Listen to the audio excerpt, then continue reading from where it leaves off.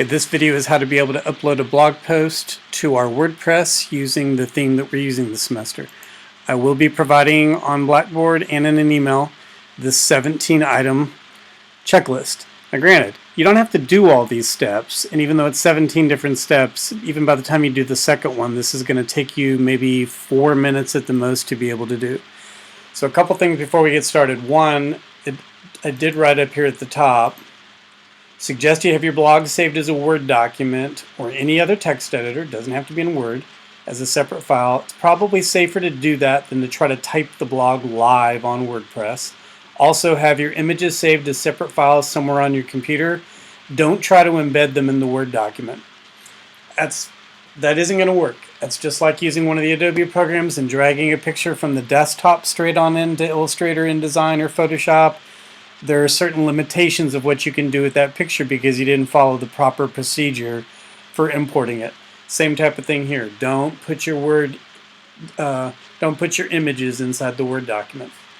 Okay, so now that we kind of got that clear, we're going to walk through these steps. I've come on over here, logged into my WordPress theme. I happen to click on the word posts, and that pops up this box right here. And that's just showing that I've left in, I guess it looks like 5 posts. Now, these bottom 2 posts, they say the word draft after them. Here, draft and draft. That means these are not visible. I've left these in here so that we can catch some of the formatting cues for these for something we'll do in 2 or 3 weeks, but nothing right away. So these 2 that have X's in front of them, again, they're saved as drafts. They'll never show up. Here's the author, that's me. Here's the category they were assigned to, uncategorized, so not one of the ones that you're using. If for some reason, instead of seeing the category name here, you saw just a dash like underneath this column here, that would mean you forgot to put a category on one of your blog posts, and you're going to have to go back and re-add that. And then the published date over here at the side. I have 3 different images that I'm leaving in for right now, just so you can see what they're going to do. But then again, I'm going to go ahead and change those to draft mode so that my stories here that all have the same headline, winners never quit and quitters never win, it's just some gobbledygook text, that have hedgehog pictures on them, will never show up in your blog. But this is just kind of an overview of what your team has done. Then we come up here to the word posts and you go hit add new. First time you do that, it may take several seconds or up to half a minute or so for it to be able to load the appropriate window. Probably also helps if you don't have a billion windows or tabs open on your computer as well.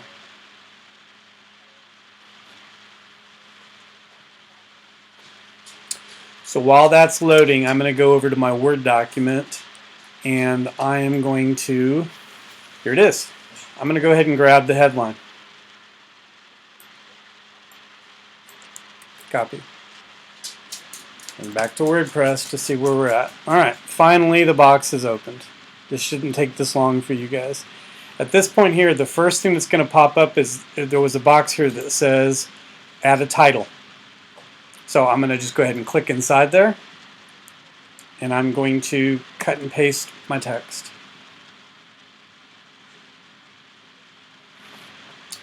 Then it's going to go ahead and leave this box right here to say start writing or type, or choose to add a block. Neat.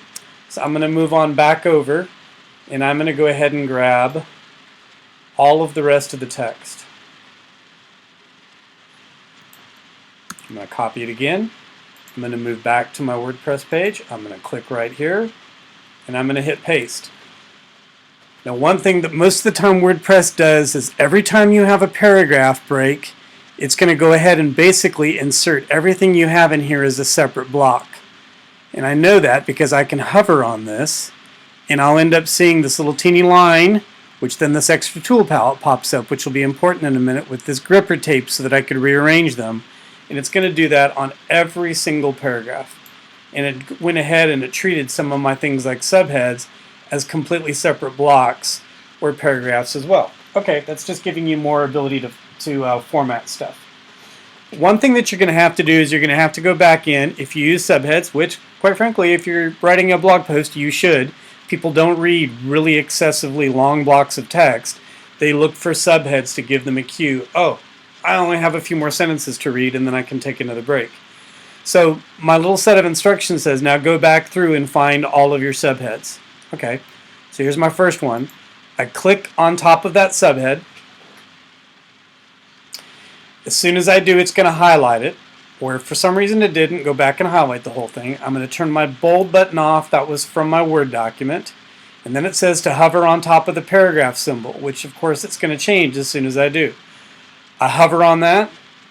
I pull down the heading. As soon as I do, a box popped over here saying H2. That's way too big a title to add to any kind of a blog post, especially a subhead. So now I'm going to click on the H2 and drag down and let go on H4. And I'm going to need to repeat that for all of the subheads. Click on it, it highlights, unbold it, click on the paragraph symbol, heading, again change that from H2 to H4.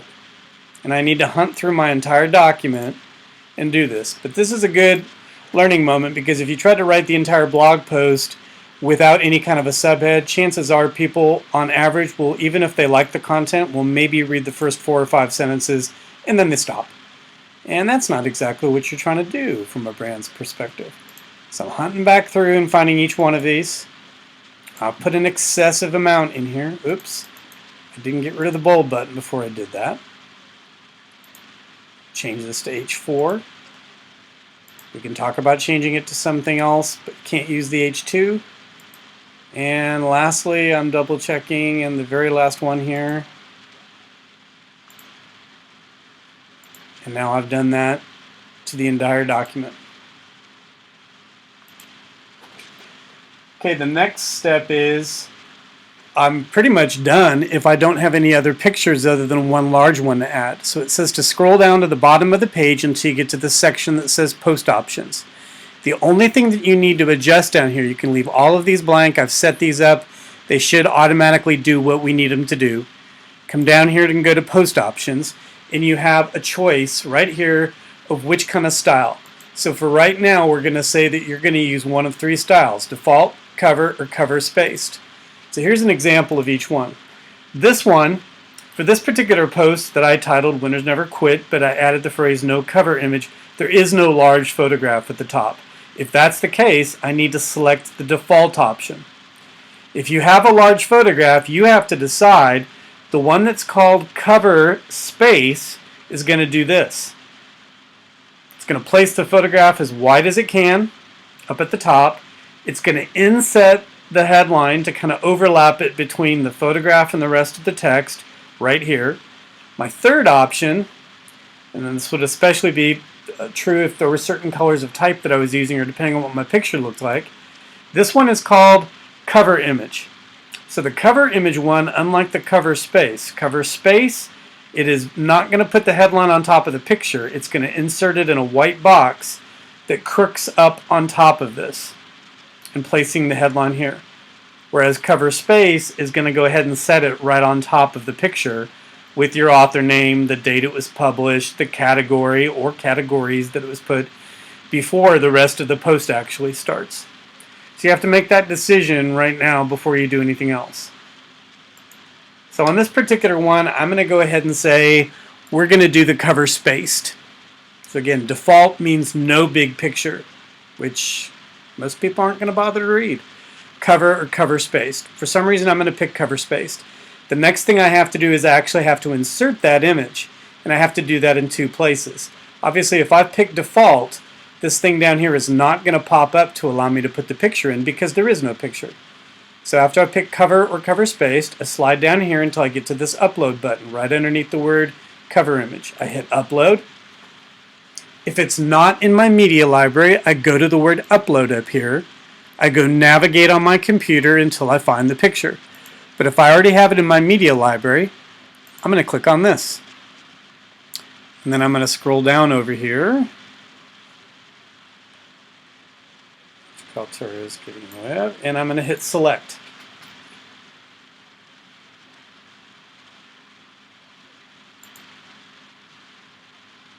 And then not only will you see the URL from your media library, but you're also going to get a preview. Don't worry about what it looks like. Then at that point, the instructions say, hey, if you have a big cover image, you have to do something else too. Now we're kind of done with this part. We now move over to this far right-hand column. And what I'm going to scroll down to try to find is where it says feature image. So it's kind of redundant, but I have to put the picture in there twice. It does say that you might have to open it with a caret, because right now I can see featured image, but I have no way to put the image on it. So I click on the caret. I see this box that says set feature image. I again go, since I've already uploaded it, it's definitely going to be in my media library because I just put it in the other place. I set the feature image. Now I move on, scroll on up to the top of this column, and I'm going to move up just a little bit to categories. Click to open this. And you may have to hit it once or twice to get it to actually list all the categories. Decide which category it goes into. Hit uncategorized in this case, or again, for you, pick which one or which two of these categories are appropriate for your post. Then I slide on up here. Before I do anything else, I'm going to change the name of this so it doesn't overwrite one of my existing ones.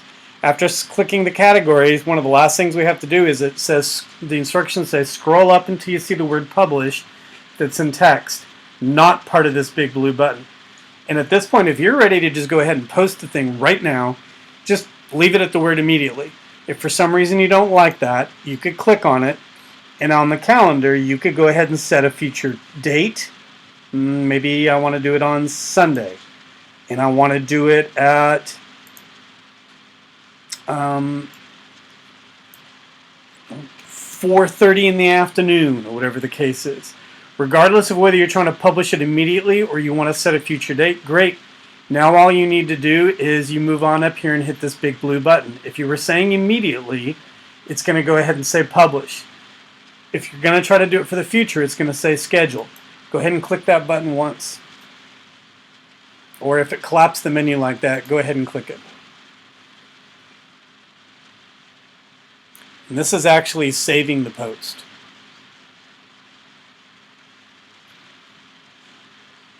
Now at this point, probably the thing that you could do is you could copy this URL and hit paste, and it should give you a preview of what that post is going to look like.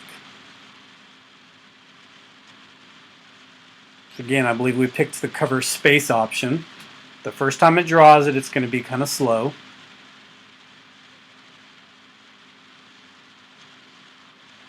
And it's going to go ahead and show you your menu bar with all of your different categories that I set up for you. There's your photograph, here's your headline, author, publish date, or again when it will be published, the category it's in. I set up this little thing to give people a reading time, an estimate of how long it'll take to read before going. Here it is with all the different subheads and everything like that. At the bottom, it's also going to include any other related posts. This one had a picture, this one didn't. Over here in the sidebar, it's going to give you the name of the most recent post so that somebody could click on a different story over here to open it, or it's going to allow you to open up the categories page. And what those might end up looking like is something like this. As soon as you start to publish, let's just pretend this was the health category, and someone clicked on the health category, it would show all the posts that have been popped up here in the health category. Again, with this sidebar that's really easy for people to navigate on a blog. If for some reason I clicked on career right now, it's going to show nothing because nobody's posted a career post yet. It's just going to say nothing found. But again, here's our safe home sidebar.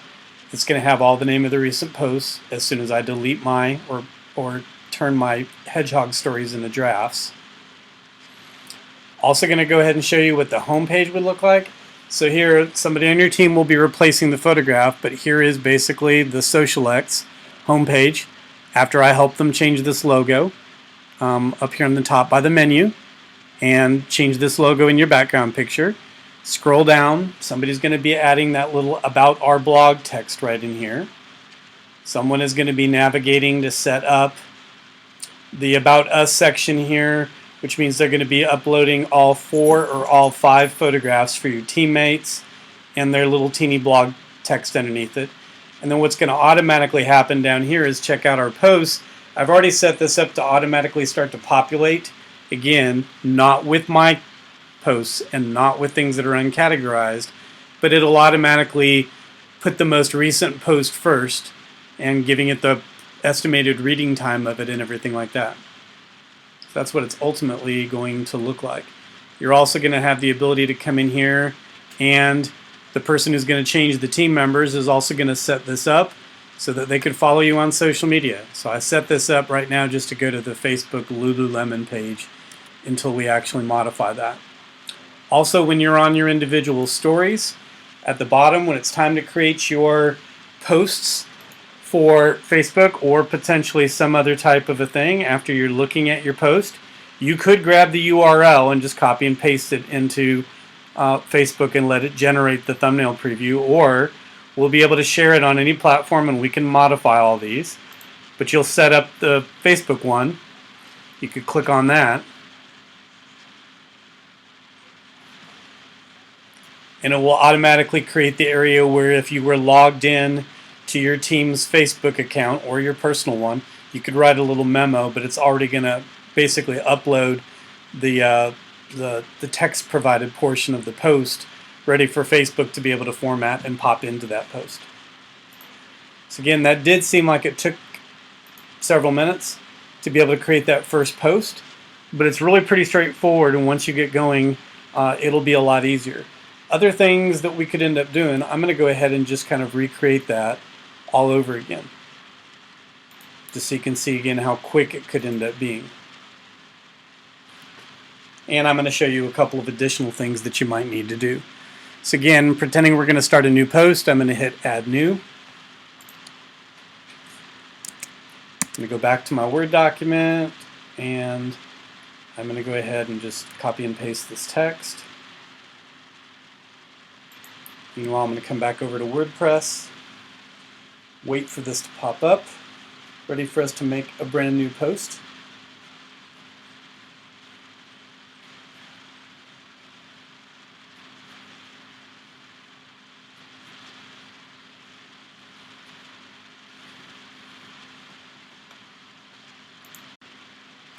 So on this one, once it's popped up, since I already have the text highlighted, I'm just going to click the text here first.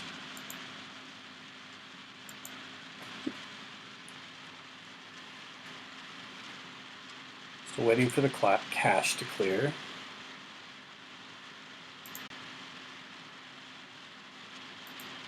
I'm going to post the text here, and I'm just going to hit paste. Obviously, it does take time to go back through and find the subheads and change those. So I won't redo that. I'll come back to my Word document, grab my headline, but I also did something else. I found a pull quote from my article that I wanted to be included in the post. And normally a pull quote is something that actually shows up later on in the story. If we're going to use the pull quote, we normally want to put it in front of where it actually shows up in the text. So I'm going to paste my title in here. And this happens to be where my pull quote is. So I could always move this if I didn't like this location, but I'm going to highlight this. And just like I was going to go ahead and change this to be a subhead, I'm going to click on this, and I'm going to tell it to be a quote. And as soon as I do that, it's going to start to do some formatting for me of that. And now I'm going to come on in here, and I'm going to just grab the separate paragraph where it put this, and I'm going to cut it. And I'm going to go back and click on this because this has a built-in thing that if you wanted to attribute the quote to somebody, fantastic. There it is. Now I no longer need this thing. So at some point, all I really need to do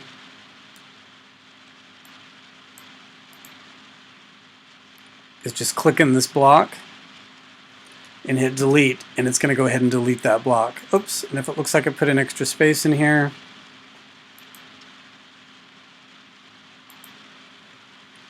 I'm going to go ahead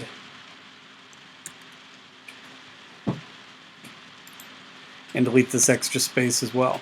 So there's my pull quote. Now for some reason I don't like the location of it, or I want to change the paragraph. Maybe I don't want to have a paragraph and then the pull quote and then just 2 lines and then another subhead. Maybe it'd make more sense if I put it right in here rather than only leaving 2 lines of this. I'm going to just grab this and I'm going to pull it down and I'm going to drop it underneath that particular paragraph. So it's easy to grab either by hitting the move it up or down 1 block, or by grabbing this little gripper tape thing with these dots right here and moving it. Other thing is let's say I want to insert a photograph somewhere in the middle of the text. Okay, so I'm going to click on this block, and as soon as I do, I get this little teeny button down here at the bottom, this plus symbol. So I'm going to go ahead and click on that. And I'm going to say I want to add something right after that. What do I want to add? I want to add an image. And as soon as I do that, this box pulls up. And now I can either go to upload one from scratch or go to my media library. And I'm going to insert a smaller picture. Select. I probably would come over here and tell it to change the alignment to be aligned left. That's pretty standard on most blogs. And then right below here, it also gives the ability for me to write a caption that would end up going with it. And then I could scroll on down. Obviously, I still have to pick my post options. Do I want this to be a cover image, cover spaced image, or just a default image because there's no main photograph to go with it? I still have to set my categories. I still have to set up my publishing time and all that kind of stuff. Let's say there's one more thing I wanted to do. I realize after I've done this, I don't want this paragraph anymore. For some reason, maybe it showed up twice. I accidentally had it twice in my Word document. I could click on this, and anytime you want to get rid of a subhead, a photograph, any kind of a block within a blog post, click on it, grab this ellipse, more options, remove the block. And it's going to delete it, and it's going to move everything up.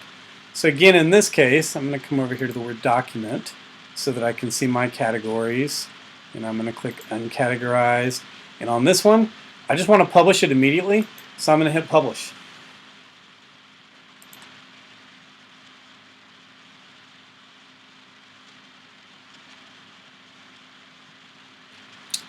And as soon as that's published, I'm now ready, if I wanted to be able on my blog to navigate back to, I'm done.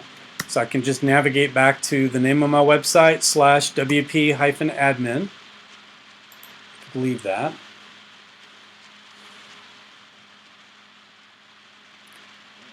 And then I'm going to come over here real quick and I'm going to check. I'm going to go to posts.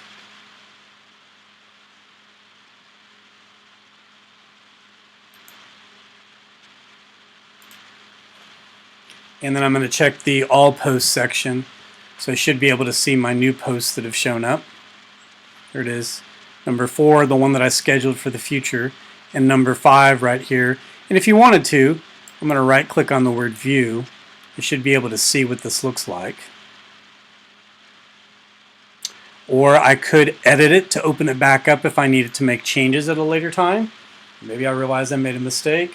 Maybe I'm also looking at this and I'm trying to double check oh, I forgot to put the right category on it. Well, I could hit edit and go back to the thing and put the right category on it. But then again, now that I've hit the preview button, here it is. And on this particular one, here is my pull quote that I added to it.